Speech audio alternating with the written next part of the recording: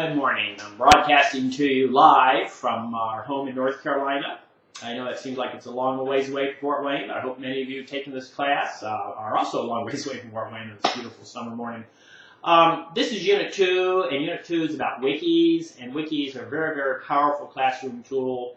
They can be used in two ways. They can be used by instructors simply to organize all your classroom materials, and then students can access your classroom materials from the wiki, from home, from school, from the library, from the classroom, wherever.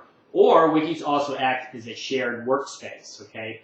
The nature of this course is I obviously can't teach you every single feature about every tool that I'm introducing you to. So last week I introduced you to blogs. They have lots of features, all right? This week I'm introducing you to wikis, and they have lots of features.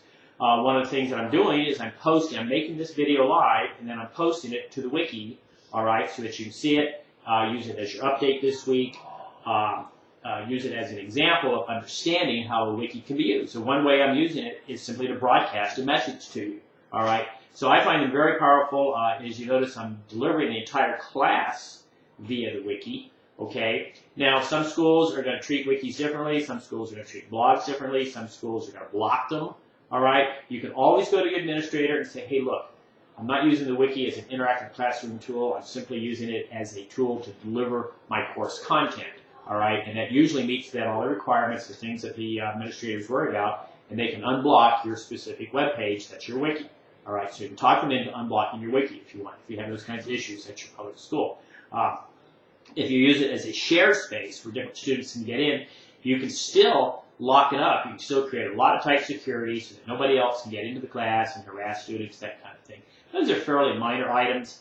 They don't happen a lot. You don't get a lot of stalking on the internet. You don't get a lot of harassment on the internet. But because you get some, you get parents who get alarmed.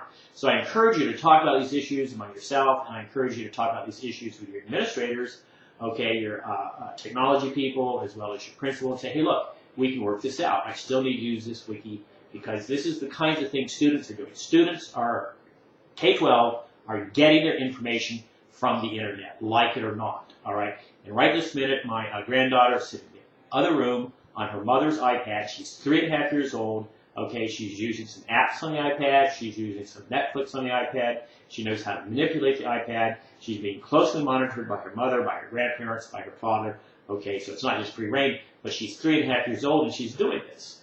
All right, and the reason she's doing this is because she sees us doing it. All right, I'm doing it, my wife's doing it, my daughter's doing it, we're all doing this internet stuff.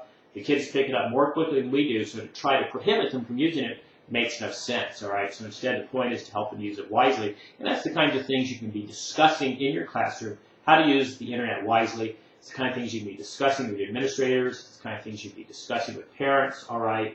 And it's the kind of things you can be discussing with students. How do you use this stuff wisely? It's no different than going to the mall. It's no different than walking across the street. It's no different than hanging out in the parking lot. Okay, the internet's the same kind of place. It's neither worse nor better. All right, so the same rules prevail, the same kind of common sense. And these make great discussions. So I shouldn't blab on too long. Most YouTube videos should be under 10 minutes, okay? YouTube doesn't like things much longer than 10 minutes. And of course, anybody's attention span isn't much longer than 10 minutes these days, kids or adults.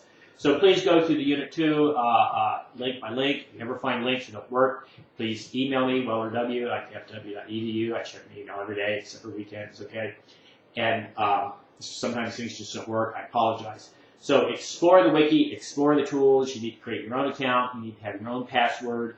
And then once you can get into the wiki itself and you can go to the edit page of the wiki, then you can find all the different tools that it has. But you need to do the exploring. Don't forget, you can always go to YouTube, use YouTube as a search engine, type in, how do I post videos to a wiki, how do I do this to the wiki, and YouTube will bring it right up. YouTube is a very, very, very, very, very powerful search engine, equally as powerful as Google, and it brings up all kinds of wonderful help files, okay? So, hey, that's enough of me blabbing on. As usual, if you have questions, email me at wellerw@ipfw.edu.